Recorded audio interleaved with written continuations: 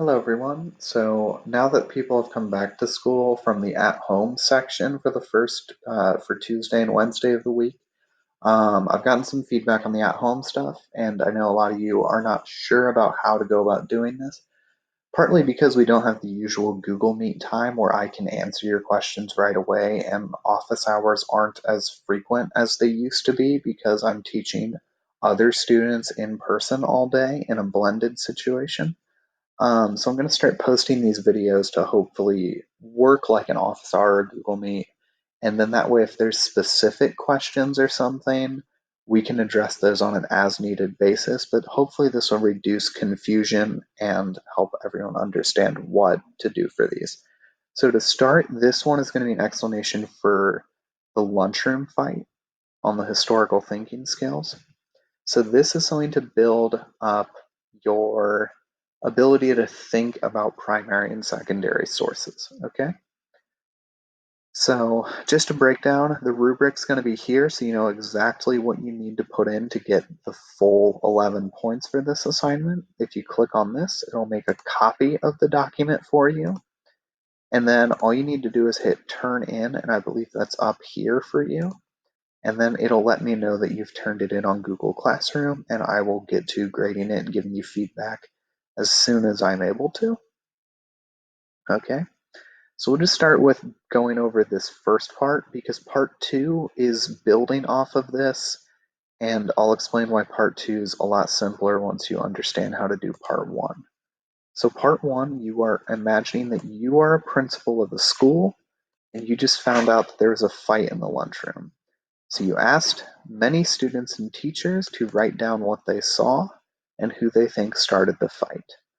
Unfortunately, you've received many conflicting accounts that disagree not only as to who started the fight, but also as to who was involved and when it even started. So it's important to remember that no one is just plain lying.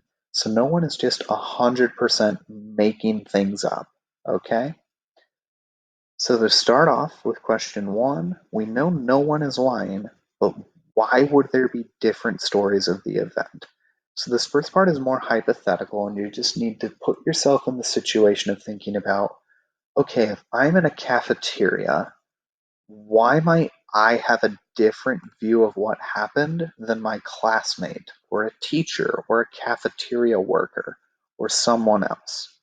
So think about that. If you played the game Among Us, that'll help you answer this really well because you've had experience with people just discussing what happened and people who are telling the truth but have a different view of what's going on, okay? So if you played that game, that'll help you a lot. So what you need to do here is give a claim, an example, and then explain your reasoning. So this is a CER question. So answer, why would there be different stories if no one is just lying? And then give an example of that. So think about what you might see versus what another student who isn't, let's say you are friends with one of the people who are in this fight, what would you see if you're near them at that table that would be different from a student who's not sitting at that table and isn't really as close of friends or friends with the people involved at all? Why might they have a different view of things? And then for the second one, think about different types of people, okay? So that could be friends of those students involved. So students who are friends of them. That could be teachers. Think about who else might be in a lunchroom. Cafeteria workers, janitors, other students, whoever else just might happen to be in the lunchroom at the time. So give 4 examples. There are 2 freebies right here, okay? But you can also build on these. You can get more specific with types of teachers. So teachers who have those students, teachers who don't, and give those examples of why there might be a different account from other people, okay? And the last one is what makes a story more believable or plausible. So use these 2 different examples and 2 of the same. And then once you get done with this second part is just going to ask you about using these skills, what you've thought of here, but using it for concrete examples. So it's going to give you the information.